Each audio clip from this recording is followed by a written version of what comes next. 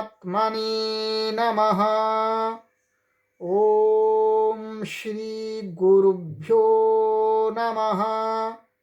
ओम श्री ऋषिभ्यो नमः।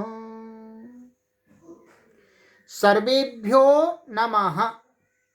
देववाणी संस्कृतम ई गुरुकुलम में आप सभी महानुभावों का हार्दिक अभिनंदन है। मित्रों, आज हम लघु सिद्धांत कौमुदी के अजंत पुल्लिंग प्रकरण की 48वीं कक्षा को पढ़ने जा रहे हैं, 48, और संपूर्ण लघु सिद्धांत कौमुदी की कक्षा संख्या है 122। अभी तक हमने 121 कक्षाएं संपूर्ण लघु सिद्धांत कौमुदी की पढ़ ली हैं, जिसके अंदर संज्ञा प्रकरण, संधि प्रकरण और ये अजंत पुल्लिंग प्रकरण चल रहा है। आप भी इसे ज्वाइन कर सकते हैं और लघु सिद्धांत कौमुदी को संपूर्ण रूप से पढ़ सकते हैं। तो मित्रों, गत कक्षा में मैं आपसे बात कर रहा था, एक शब्द की सिद्धि हम कर रहे थे, उसके रूप बना रहे थे। बहुशेयसी, क्या शब्द था आपका? बहुशेयसी, ये शब्द था आपका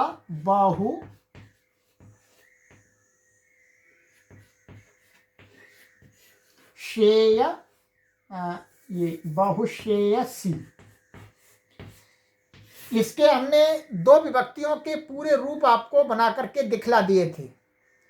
सरल थे, उसमें कोई विशेष बात नहीं थी, परंतु हमने प्रथमा विभक्ति के पूरे रूपों को देखा और उसी से संबंधित जो संबोधन में होता है, द्वितीया का सामान्य था वो बता दिया था मैंने, फिर भी जो संबोधन में होता है उसके लिए आचार्य वरदराज महाराज जी यहाँ बीच में ये सूत्र पढ़ रहे हैं। तो हम अब संबोधन के रूपों को देखने के लिए जो आचार्य वरदराज महाराज जी के सूत्र हैं, यू स्त्राख्यौ नदी और अम्बार्थ नद्योर ह्रस्वः, इन सूत्रों को देखते हैं एक बार, फिर हम आगे तृतीया विभक्ति से रूपों को बनाना फिर आरंभ करेंगे। तो यू स्त्राख्यौ नदी, ये आपका लघु सिद्धांत कौमुदी सूत्र संख्या 194। क्या सूत्र है? यू स्त्र्याख्यौ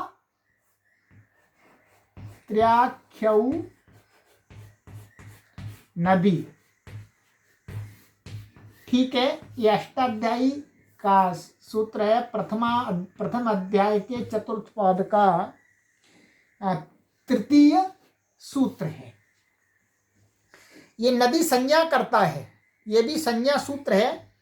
तो यहाँ पर नदी संज्ञा की कुछ आवश्यकता है, नदी संज्ञा के कुछ कार्य हैं। ये है तो पुल्लिंग, परंतु नदी संज्ञा और नदी संज्ञा को करके फिर उसका कार्य भी करना है। तो कार्य के लिए आगे सूत्र दिया गया है, अम्बार्थ नद्योर ह्रस्वः। तो आइएगा, इसको हम सर्वप्रथम इस सूत्र को देख लेते हैं, इसमें क्या क्या है। पदच्छेद देखिएगा आप।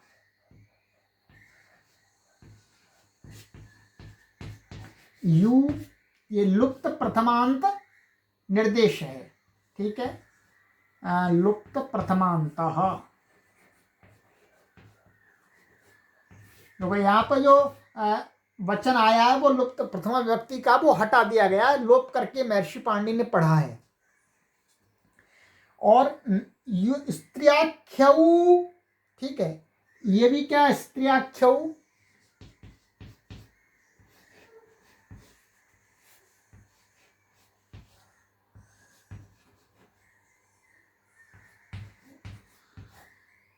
प्रथमा विभक्ति द्विवचनांत।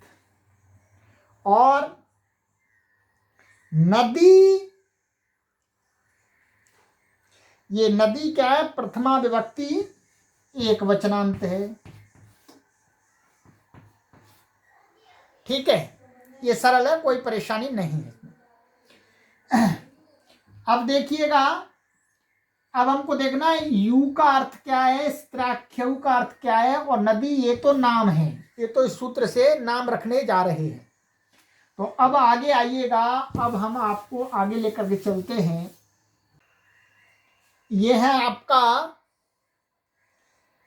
इसमें समास है, इसमें समास है आपका ईश्च और ऊश्च, यू, ठीक है। ये इतरेतर योग द्वंद्व समास है। क्या समास है इसके अंदर? ये इतरेतर योग द्वंद्व समास है। अब देखिएगा, ये अब स्त्रियाख्यौ, स्त्रियाख्यौ का अर्थ है कि स्त्री को कहने वाले, क्या अर्थ है? स्त्री को कहने वाले, स्त्री की आख्या वाले माने कथन वाले, स्त्री को माने स्त्री माने स्त्रीलिंग को कहने वाले। तो अब ये एक ही समास है इसके अंदर, ठीक है। तो अब हम आइएगा, इसका अर्थ देखते हैं आचार्य वरदराज महाराज जी ने क्या किया।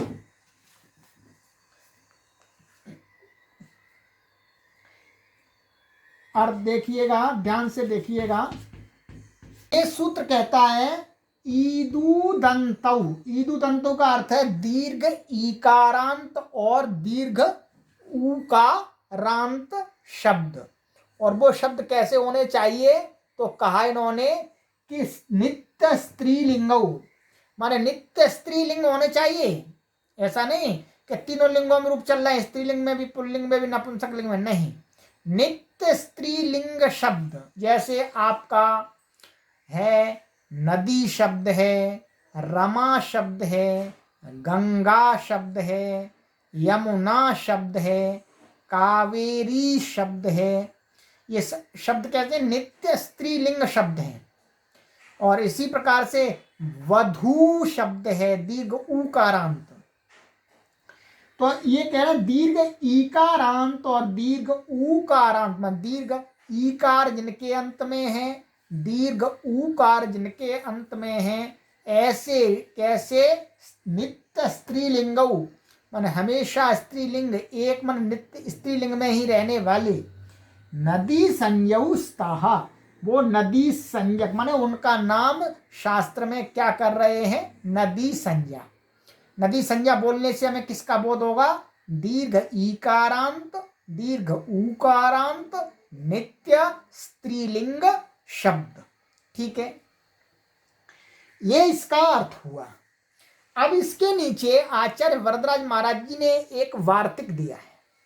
वार्तिक को पढ़ाने से पहले मैं आपको बताता हूं। देखिएगा, यहां पर दो शब्द थे आपके, एक शब्द था बहु, दूसरा शब्द था आपका श्रेयसी। ये श्रेयसी शब्द क्या है? स्त्रीलिंग है। ये कैसा है? स्त्रीलिंग, स्त्रीलिंग शब्द है। और यहां पर आकर के इसमें ये समास हो गया है। तो अब ये संपूर्ण पद कैसा बन गया है? पुल्लिंग। समास में आकर के ये क्या कह रहा है? पुल्लिंग को कह रहा है। परंतु ये शब्द अकेला रहेगा तो क्या है? श्रेयसी, ये स्त्रीलिंग शब्द है। तो अब उससे ही संबंधित कि अब यह शब्द यहां पर आ गया और ये पुल्लिंग बन गया पूरा, तो क्या इसमें स्त्रीलिंग को मान करके कोई कार्य किया जा सकता है? क्या इसकी नदी संज्ञा जिस प्रकार से अकेले की होती है, क्या यहाँ पर भी इसकी नदी संज्ञा होनी चाहिए? क्या नहीं होनी चाहिए? क्योंकि यहाँ तो स्त्रीलिंग नहीं है। अब ये तो मिलकर के पुल्लिंग को कह रहा है। उसी के समाधान के लिए कि नदी संज्ञा यहाँ वास्तव में प्राप्त नहीं होती है। वास्तव में तो यही है, जो पुल्लिंग में आ गया, पुल्लिंग बन गया। अकेला है तब तक तो स्त्रीलिंग को कहता है ये, ठीक है। तो उसके लिए ही वार्तिक बनाया आचार्य कात्यायन जी ने, सहयोग के लिए विद्यार्थियों के लिए, कि प्रथम लिंग ग्रहणम च। ये वार्तिक भी देखिएगा, ये इसी के ऊपर वार्तिक है। क्या? प्रथम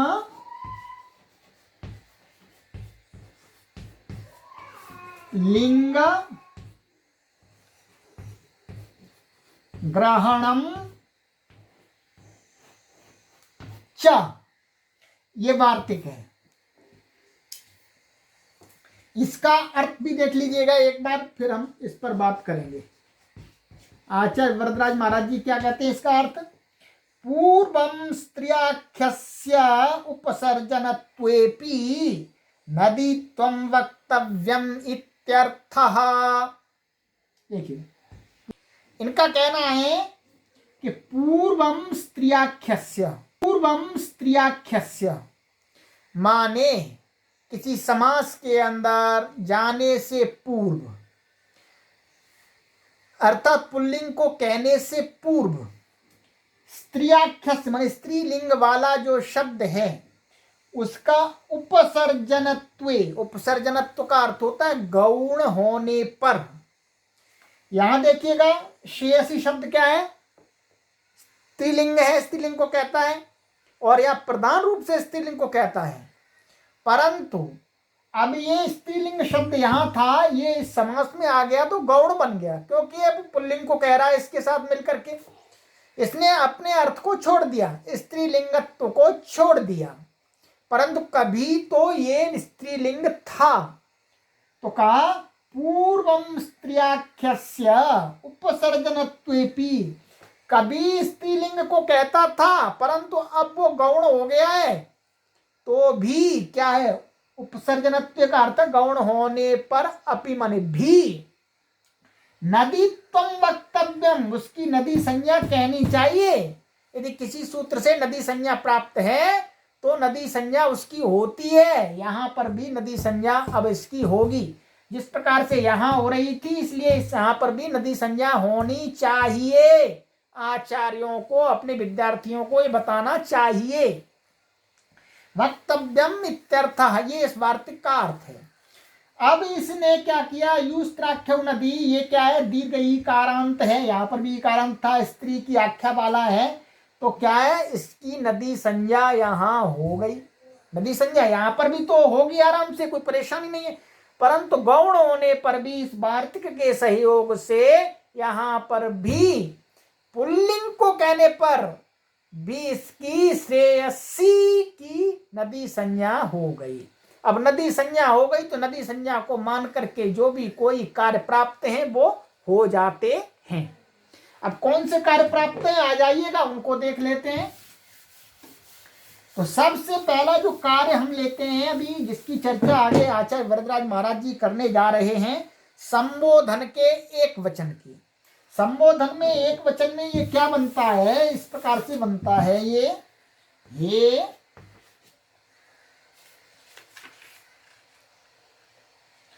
बाहु श्रेयसी, ये ऐसे बनता है मित्रों, ये संबोधन। अब देखिएगा, हमको ये तो संबोधन है, संबोधक वाचक है, अब हमको ये करना है। तो हमारे पास में जो शब्द है वो क्या था वास्तव में? बहु श्रेयसी, ऐसा था। इसके लिए आगे आचार्य वरदराज महाराज जी कहते हैं, एक ही सूत्र संख्या लघु सिद्धांत कौमुदी 195, क्या है? अम्बार्थ नद्योर ह्रस्वः, क्या? अम्बार्थ नद्योर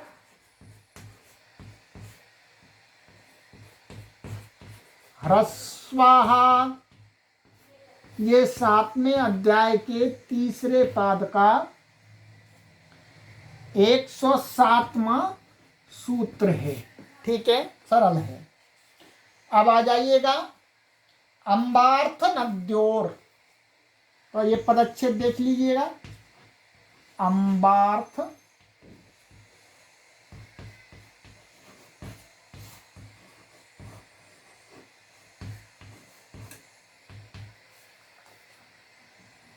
षष्ठी विभक्ति द्विवचनांतम, ह्रस्वः प्रथमा विभक्ति एक वचनांतम। आइएगा इसका समास और देख लेते हैं। इसमें अम्बा, अम्बा का अर्थ होता है अम्मा, जिसको हिंदी में हम बोलते हैं अम्मा बोल देते हैं। तो अम्बा अर्थो यस्य सा सो अम्बार्थः, ऐसा हमने संधि करके लिख दिया। चलो ये कौन सा समास हो गया? ये आपका बहुव्रीहि, ठीक है जी, बहुव्रीहि समास हो गया। माने अम्बा अर्थ है जिनका, माने अम्मा के अर्थ, माने माँ के अर्थ के वाचक शब्द, माने अम्बा के पर्यायवाची शब्द, ऐसा कह सकते हैं। वो सभी क्या कहलाते हैं? अम्बार्थः। अभी एक समास हो गया, अब दूसरा समास और कर लेते हैं इसके साथ। ये एक नदी शब्द है, इसके अंदर आपने जो पढ़ा था। अब अम्बार्थश्च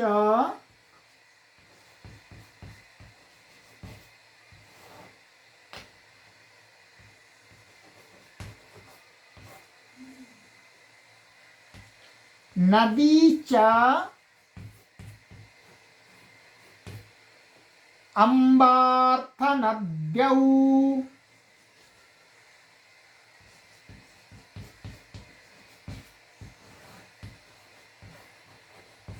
अम्बार्थ नद्यौ तयोः अम्बार्थ नद्योः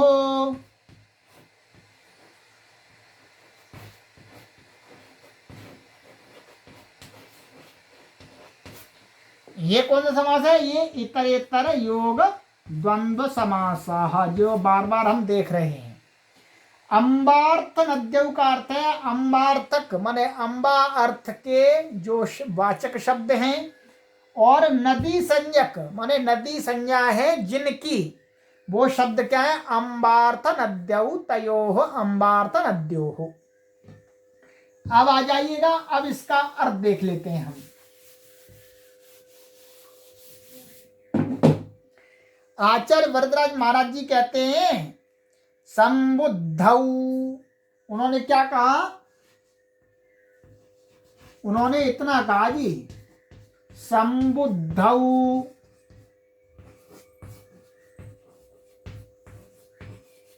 बस। परंतु इससे तो काम नहीं चला। संबुद्धौ क्या होता है वो हमें स्वयं लगाना पड़ेगा। अब आ जाइएगा, पूरा अर्थ में दिखाता हूं। ऊपर से इसमें अंग की अनुवृत्ति आ रही है, तो अर्थ बनेगा आपका, तो इसका पूरा अर्थ है जी आपका, देखिएगा। अम्बा, ये अम्बार्थस्य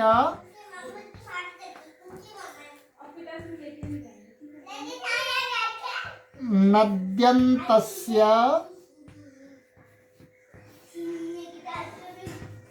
अंगस्य च अंगस्य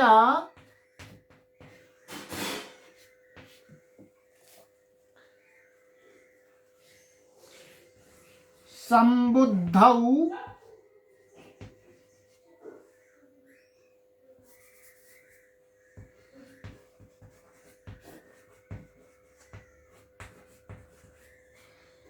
परतः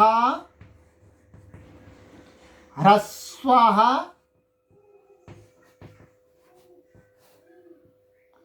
स्यात्, ये इसका अर्थ हुआ पूरा। अर्थात संबुद्धि माने संबोधनम, क्या एक वचन का क्या है? एक वचनम संबुद्धि। तो कह रहे हैं कि संबुद्धि के परे रहते जो अम्बार्थक माने अम्बा अर्थ वाले जो शब्द हैं उनको, उन अंग को, और नदी माने नदी संज्ञा है जिनकी, ऐसे अंग को क्या हो जाता है जी? ह्रस्वः स्यात्, माने ह्रस्व होना चाहिए।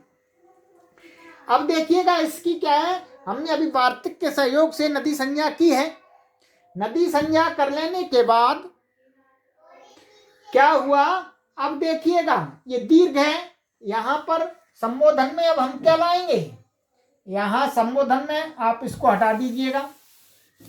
अब हम देखते हैं ये बाहु शे और ये सी, और यह संबोधन का सु का स बचा है, और एक वचनम समुद्धि से इसकी समुद्धि संज्ञा है, और यस्मात् प्रत्यय विदिष्टराज प्रत्यय अंगम से अंग संज्ञा है।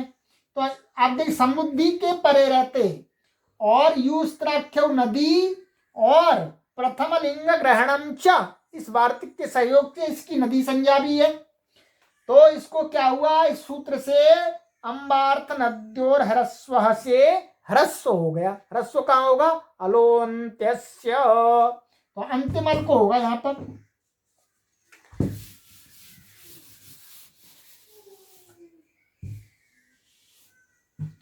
तो अब इसको ह्रस्व होगा तो क्या बनेगा, बहुशेयसी, ये बन गया। अब ये संबोधन का है, इसलिए क्या होगा, एंग ह्रस्वात् संबुद्धे, माने एंग से उत्तर अथवा ह्रस्व से उत्तर संबुद्धि के सु का क्या हो जाता है, अप्रिक्त सु का लोप हो जाता है। ये अप्रिक्त ही है, अप्रिक्त होता ही है तो हमेशा, अप्रिक्त काल प्रत्यय, तो इसका हो गया जी लोप।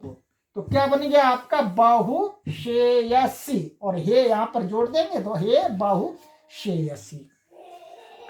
और द्विवचन में और बहुवचन में कोई परेशानी नहीं, जैसे हमने पहले कक्षा में बनाया था प्रथमा विभक्ति का, वैसा ही बनेगा।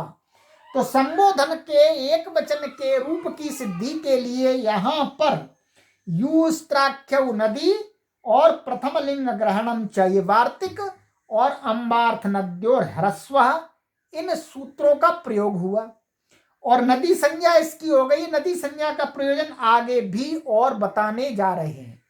तो अब हमने आपके द्वितीय विभक्ति, प्रथमा विभक्ति और द्वितीय विभक्ति की कंप्लीट कर दिया और संबोधन के भी कंप्लीट हो गए आपके। अब आ जाइएगा तृतीय विभक्ति एक वचन में, क्योंकि तृतीय में भी हमको देखना होगा तृतीय में क्या बनेगा जी, ठीक है। तो तृतीय में देखिएगा बाहु और शे, यह सी है ये आपका, और इधर टा है आपका, टा का आवचा जी, ठीक है, आवचा। तो अब यहाँ पर कोई भी कार्य प्राप्त नहीं, क्योंकि नदी संज्ञा तो है पर नदी संज्ञा का कोई कार्य है ही नहीं, इसलिए कुछ करेंगे ही नहीं। तो सीधा लगेगा इको एणची, तो क्या बना इको एणची लग करके आपका जी, बाहु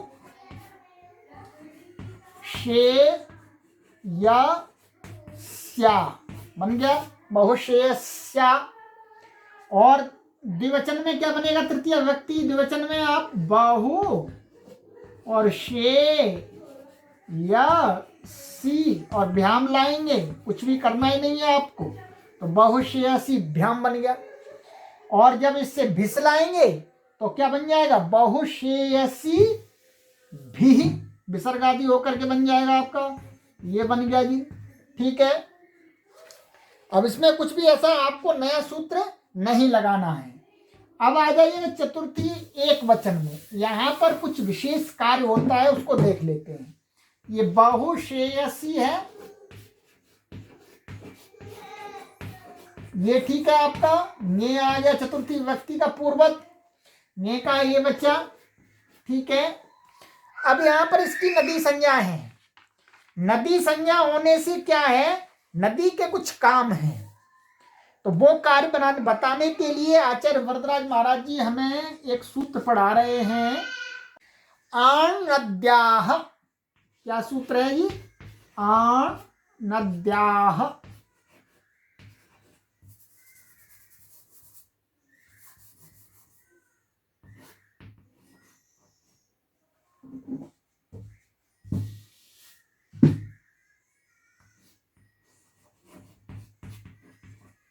ये 7वें अध्याय के तीसरे पाद का 112वां सूत्र है, ठीक है। आण नद्याः, तो अब इसका देखिएगा पदच्छेद देख लीजिए, पदच्छेद में कुछ भी विशेष नहीं है, ये है आपका 8। ये आण क्या है, वास्तव में 8 है, प्रथमा विभक्ति एक वचनांत, और नद्याः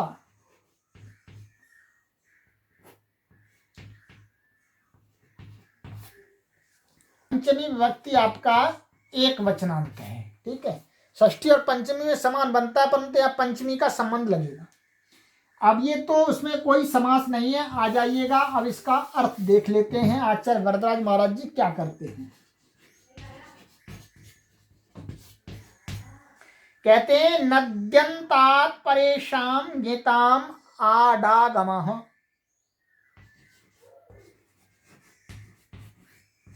नद्यंतात्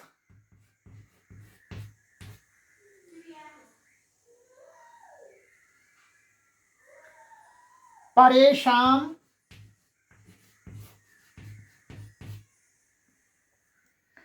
गीताम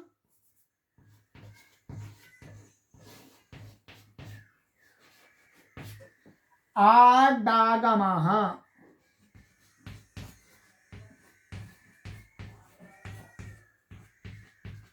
ठीक है, इनका कहना है कि नद्यंतात् नदी संज्ञक से उत्तर, नदी संज्ञक अंग भी आ रहा है तो यहाँ अंग नहीं लिखा है पर अंग का हमें अर्थ स्वयं लगाना पड़ेगा। नदी संज्ञक अंग से उत्तर परेशान गिताम, बाद में जो क्या है गित, गित प्रत्यय, गित अर्थात सुप में जो गित, तो चार प्रत्यय हैं, ये नसी नस और गी, चार प्रत्यय हैं गित, तो इनको क्या होता है आठ आगम हो जाता है, आठ आगम। अब देखिएगा आपको यहाँ ये गित प्रत्यय है, नदी संज्ञा है, तो इसको क्या प्राप्त हुआ आठ आगम। आठ आगम कहां पर होगा आद्यंतौ टकितौ, इसको प्राप्त हुआ है आठ आगम, तो इसके आदि में होगा आद्यंतौ टकितौ, क्योंकि टित है ये, तो क्या हुआ आठ, ये आठ आगम हुआ, टकित संज्ञा हो गई, तो क्या बचा आ। अब आपकी ये स्थिति हो गई। अब इस स्थिति से आगे और इसकी सिद्धि के लिए आचार्य वरदराज महाराज जी दूसरा सूत्र बताते हैं कि अब यहां पर क्या करें। वो भी सरल सूत्र है आपका, लघु सिद्धांत कौमुदी सूत्र संख्या 197। कहते हैं आटश्च,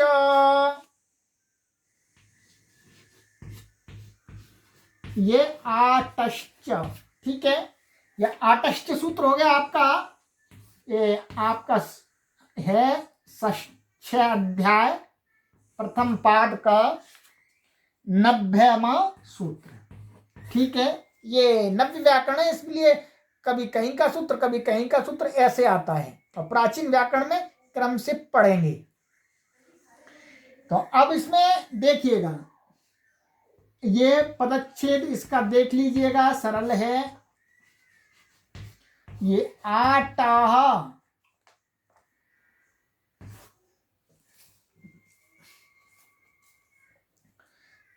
पंचमी व्यक्ति एक वचनांत च अव्ययपद, ठीक है, सरल है। अब ये आइएगा, ये 8 जो हमने अभी आगम किया उसी की बात कर रहे हैं। अब इसका अर्थ देख लीजिएगा, अर्थ क्या करते हैं आचार्य वरदराज महाराज जी। कहते हैं आटाह अचि परे वृद्धि रेखा देश, बहुत सरल, आटाह, आटाह अचि परे वृद्धि रेखा देश,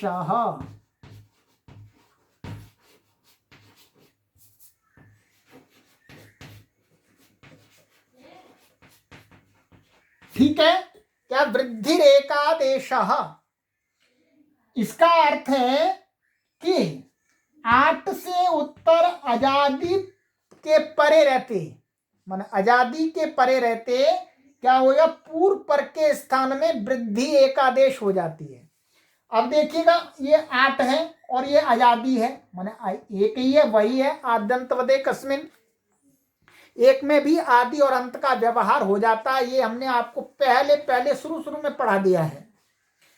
तो यही क्या 8 से उत्तर अच के परे रहते, इन दोनों के स्थान में क्या हो जाएगा वृद्धि एकादेश। तो वृद्धि एकादेश के लिए क्या करेंगे, अब स्थानांतर तमः, स्थानांतर तमः क्या कहता है, स्थानांतर तमः कहता है कि जो सदृशतम अधिक से अधिक जो सदृश होगा, तो वृद्धि, हम स्थानांतर तमः लगा करके क्या वृद्धि होगी हमारी आई, ये आई हो जाएगी, ठीक है आई। अब यहां पर कोई सूत्र प्राप्त नहीं है, सीधा सीधा एको यणची लग जाएगा, तो क्या बन जाएगा आपका यण आदेश होकर के बहुश्रेयस्य बन गया। ये चतुर्थी विभक्ति का। अब आपको ये सूत्र अभी याद रखना है, ये अभी और लगेगा, जहां जहां गित प्रत्यय मिल रहा है वहां पर लगेगा। चलिएगा अब आगे आ जाइएगा। ये चतुर्थी का एक वचन का बना दिया, चतुर्थी द्विवचन में और बहुवचन में बहुश्रेयसी भ्याम तृतीया के समान, और बहुश्रेयसी भ्य, भ्यस को भ्या हो जाएगा, कुछ भी नया सूत्र नहीं लगेगा। अब पंचमी में आ जाइएगा। पंचमी में क्या बनेगा? बहु श्रेयसी, ये है आपका बहुश्रेयसी। और यहां आ गया आपका नसी, ये हट गया, क्या बच्चा? अस। अब इसकी नदी संज्ञा है। अब नदी संज्ञा होने से जो जो इसके काम है वो सभी होंगे। नदी संज्ञा का सबसे पहला कार्य क्या था? आर्नद्याः। अर्थात आर्नद्या माने नदी संज्ञक से उत्तर गित प्रत्यय, जो क्या होता है? आठ आगम होता है गित को, यही पढ़ा था अभी हमने। तो ये गित प्रत्यय है तो आठ आगम हो जाएगा। तो यहां क्या हो जाएगा? इसको ये हो गया आपका आठ, आदन तो टकित हो, ये हट गया ये हट गया। ठीक है। अब यहां पर क्या है? वही लगेगा जो अभी हमने लगाया था, आटश्च। आटश्च से क्या है? आकार सवर्ण दीर्घ भी लग सकता है, परंतु वो विशेष सूत्र है आटश्च, इसलिए आटश्च ही लगेगा। तो आटश्च लगा करके क्या बना यहां पर? ये बन गया जी आपका वृद्धि होकर के आस, ऐसा बन गया जी आस। ठीक है। अब यहां पर कोई सूत्र प्राप्त नहीं है, आप सीधा सूत्र लगा दीजिएगा वही इको एणची। तो क्या बन जाएगा इको एणची लग करके? ये या हो गया और आस इसमें मिल गया, और स को भी रुत विसर्ग होकर के क्या बन गया? बहुश्रेयस्याः। और पंचमी द्विवचन में पूर्वत बहुश्रेयसीभ्याम, और बहुवचन में भी बहुश्रेयसीभ्यः। ठीक है। और आगे षष्ठी एक वचन में भी ऐसा ही बनेगा, वहां पर केवल प्रत्यय भेद हो जाएगा। प्रत्यय वहां पर ये आया नस, नस का भी क्या बचता है? अस बचता है। ठीक है। तो अस उसका भी बचता था नसी का, तो बिल्कुल समान ऐसा ही बनेगा। षष्ठी का एक वचन का बहुश्रेयस्याः, और षष्ठी विभक्ति द्विवचन में देखिएगा आप, बहुत सरल है, उसमें कुछ करना ही नहीं है, वहां कोई कार्य नहीं है आपका। बहु शे और सी और ओस आ गया आपका ये पूर्वत, एको एणची लगा करके बना दीजिएगा। क्या बना? बहुश्रेयस्यो बन गया। अब आ जाइएगा षष्ठी बहुवचन में। बहुश्रेयसी ये बन गया आपका, और यहां षष्ठी विभक्ति बहुवचन का क्या आ गया जी? आम। आम आ गया, आम आ गया। और इसकी क्या है? नदी संज्ञा। क्या है? नदी संज्ञा है इसकी। तो नदी संज्ञा होने से इसका कार्य प्राप्त होगा। क्या कार्य प्राप्त होगा? ह्रस्व नद्यापोनुट, ये पूर्व में भी आ गया है, माने ह्रस्वांतात अंगात और आवंतात और नद्यंतात। तो ये नदी संज्ञा है ही वार्तिक के सहयोग से। तो इससे उत्तर इसको नुट आगम हुआ। तो नुट आगम ये हुआ क्या आपका? ना, नुट का ना, ये नुट में हो गया आद्यंत टकित, ऊ की संज्ञा टकित संज्ञा, क्या बचा? न बचा जी आपका। ठीक है, सरल है, न बचा। अब देखिएगा न, तो न अब कुछ है ही नहीं इसमें, फिर भी नामी, नामी दीर्घ है तो भी हम दीर्घ करेंगे, दीर्घ होने पर भी दीर्घ होगा। सूत्र की प्रवृत्ति हो रही है तो होगा दीर्घ। नामी ये कहता है, नामी कहता है पूर्व दीर्घ को अंग होता है, वो दीर्घ है तो भी दीर्घ कर देंगे। तो इसमें क्या है? एक परिभाषा लगती है, पर्जन्यवत लक्षण प्रवृत्ति ही। क्या? पर्जन्यवत लक्षण प्रवृत्ति ही लिख लीजिएगा, ये आगे पढ़ाएंगे आपको। पर्जन्य वल लक्षण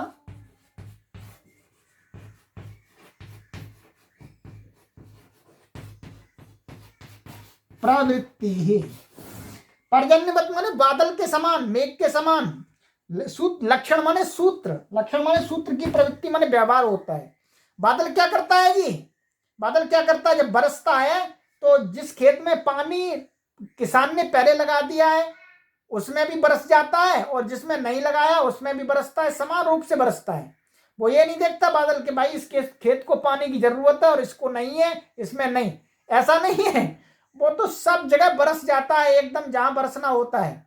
वैसे ही सूत्र जहां जहां प्राप्त होंगे वहां लग जाएंगे, चाहे पहले से उसमें पानी दे दिया है चाहे नहीं दे दिया है, पहले से दीर्घ है, ह्रस्व है अथवा नहीं है। तो यहाँ पर पहले से दीर्घ होने के बावजूद भी नामी सूत्र से फिर दोबारा दीर्घ को दीर्घ हो जाएगा, तो क्या बनेगा? जोड़ दीजिएगा आप इसको, बहुश्रेयसी नाम। ठीक है, ये बहुश्रेयसी नाम बन गया। अब आ जाइएगा सप्तमी विभक्ति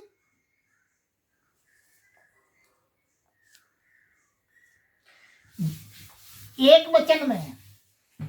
सप्तमी विभक्ति एक वचन में थोड़ा सा अलग बनेगा, इसके लिए आचार्य वरदराज महाराज जी आपको सूत्र बताएंगे। बहुश्रेयसी ये हो गया आपका, और यहां है नी। ठीक है, यहां पर पूर्व से ही पूर्व के समान नदी संज्ञा आप करेंगे, युस्त्राख्यो नदी, और ये आपका प्रथम लिंग ग्रहणम च वार्तिक के सहयोग से। ठीक है, अब ये इसकी संज्ञा होगी आपकी क्या बच्चा? ई, बहुश्रेयसी। ठीक है, यहां पर एक सूत्र विशेष लगता है, ङे राम नद्याम निभ्यः।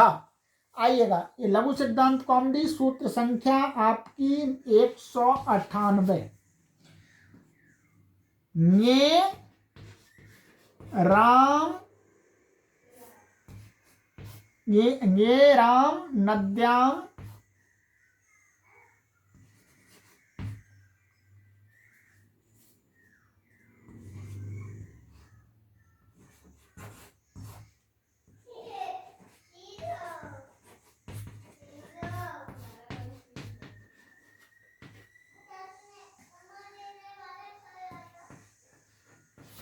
ये बन गया, ङे राम नद्याम निभ्यः। ठीक है, ये सूत्र है, ये सूत्र से यहां पर सिद्धि बनेगी। अब इसका हम पदच्छेद देख लेते हैं सबसे पहले, फिर इसका समास आदि और अर्थ देखेंगे। ङे है षष्ठी विभक्ति एक वचनांतम,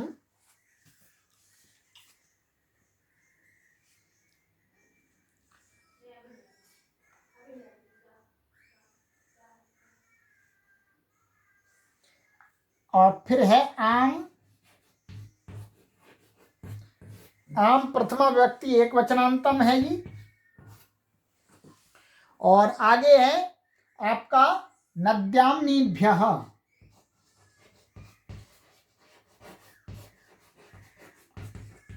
ये आपको दिख रहा है पंचमी व्यक्ति बहुवचनांत है। ठीक है, ये है षष्ठी व्यक्ति एक वचनांतम, आम प्रथमा व्यक्ति एक वचनांतम, नद्याम निभ्यः पंचमी व्यक्ति बहुवचनांतम। ये है, ये नी का षष्ठी का रूप बन जाता है ङे है, जैसे हरि का हरे है, और आम ये आगम है। नद्याम निभ्यः, इसमें जो शब्द है उनका समास से आपको स्पष्ट हो जाएगा। इसमें समास देखिएगा, समास भी आपको बतला देते हैं जी। नदी च आप च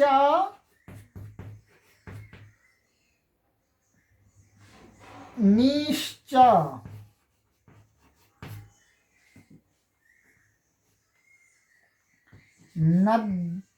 नद्यां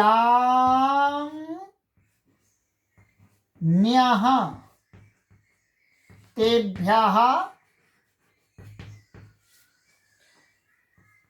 नद्याम्निभ्यः।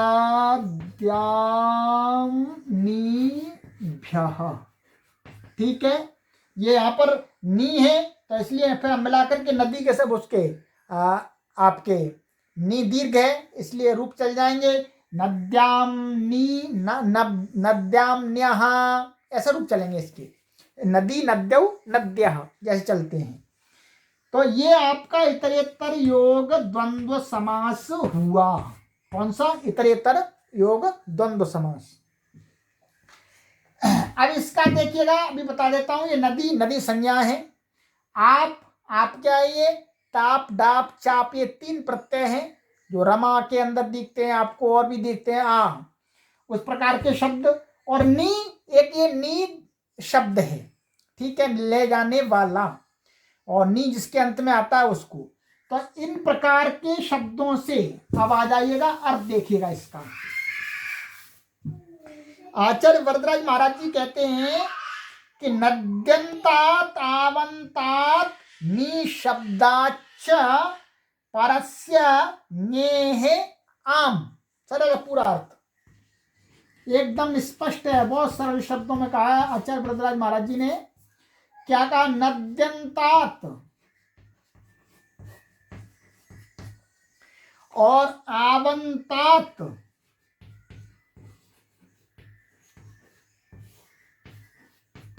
और निशब्दात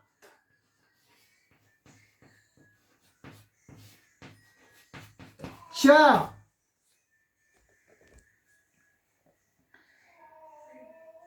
परस्य ज्ञेः आम। बस इतना है आम। तो ये कहता है नद्यंतात आवंतात और निशब्दात च परे गी को आम आदेश हो जाता है जी। गी को आम आदेश हो जाएगा तो गी के स्थान में हो जाएगा जी। गी के स्थान में हो गया तो गी के स्थान, तो गी तो ई हट जाएगा, ये तो क्या बन जाएगा? यहाँ आम आ गया जी। ठीक है, आम आ गया। अब आम आ गया, आम आने पर क्या है? अब आम गी नहीं है, गित नहीं है, तो क्या स्थानी वदा देशो नल विधौ से क्या है? ये गित माना जाएगा। ये क्या माना जाएगा? आपका गित माना जाएगा। और गित मान करके क्या कार्य हो सकता है? आर्णद्याः, माने नदी संज्ञक से उत्तर गित को क्या हो जाता है? आट। अब यहाँ पर आट भी हो जाएगा आर्णद्याः से, तो आट हो जाएगा आपका। तो यहां मानिएगा ये आठ का, ये आठ आदम तो टक दो, टा हट गया, क्या बच्चा? आ। तो अब आपकी स्थिति यहाँ क्लियर हो गई है। आठ का आ और ये आम। अब यहां पर क्या लगेगा? आकाश वर्ण दीर्घ प्राप्त है, परंतु विशेष सूत्र था आटश्च। तो आटश्च से यहां वृद्धि होगी। वृद्धि क्या होगी? आ को आ हो जाएगा दोनों को, तो क्या बना? आम। ये आम बन गया आपका।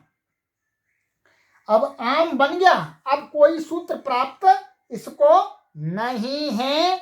अब सीधा और सीधा क्या हो जाएगा? इको यणची, इको यणची लग करके आपका बन जाएगा बहुश्रेयस्याम। बहुश्रेयस्याम बन गया, सप्तमी एक वचन का। तो इस सूत्र को आप देखेंगे, ये सूत्र क्या है? ये को आम आदेश कर देता है नदी संज्ञक से उत्तर। तो अब ये सप्तमी एक वचन की सिद्धि हो गई। सप्तमी द्विवचन में बहुश्रेयस्योः षष्ठी द्विवचन के समान बनेगा। और जो आगे बहुश्रेयसीषु सामान्य क्या है? सप्तमी बहुवचन में बहुश्रेयसी, और ये सुप आ गया, ये पकित संज्ञा, और इसको आदेश प्रत्ययों से क्या हो जाएगा? मूर्धन्य श, और इसमें मिल जाएगा तो क्या बने? बहुश्रेयसीषु। तो ये सभी आपके रूप बना दिए। आगे आचार्य वरदराज महाराज जी ने कहा कि शेषम पपीबत, पपी है, इसमें कोई सूत्र लगा ही नहीं, जैसे पपी के बना थे वैसे इसके बने। और कहते हैं अज्ञंतत्वात् सुलोपः अतिलक्ष्मी। तो ई दिख रहा है, ये गीप का ई नहीं है, गीप गीश गीन का नहीं है, इसलिए यहाँ पर ये सु को विसर्ग हो गया है अर्थात सु का लोप नहीं होता है। तो अतिलक्ष्मी शेषम बहुश्रेयसी वत, और बाकी सारा रूप कैसे चलेगा जी? बहुश्रेयसी वत। ये पुस्तक में लिखा हुआ है, तो ये पूरी पंक्ति आप देखेंगे तो बहुश्रेयसी वत, इस माने इसके जो अभी रूप चलाया है हमने उसका चला लीजिए। बहुश्रेयसी में क्या अंतर आया? केवल एक वचन में वह विसर्ग हट गया था क्योंकि श्रेयसी शब्द स्त्रीलिंग था और गीवंत था। ये क्या स्त्रीलिंग है परंतु गीवंत नहीं है। तो ये आपको आज इतने रूपों की सिद्धि मैंने करा दी बहुश्रेयसी शब्द की, और उसके साथ में अतिलक्ष्मी और आपका सामान्यतना। अब आगे इसके एक नया शब्द आपको आचार्य वरदराज महाराज जी कह रहे हैं, प्रधीहि। इस पर आगे चर्चा करेंगे, इस पर आगे पढ़ेंगे, इसकी सिद्धि बनाएंगे, इसके शब्द रूप बनाएंगे। तो ये कक्षा काफी बड़ी हुई है परंतु ये सभी सूत्रों को एक कक्षा में कवर करना परम आवश्यक था। चलिएगा अब इस कक्षा को यहीं विराम देते हैं, आगे की कक्षा में आपसे मिलते हैं। अस्तु सर्वेभ्यो नमः।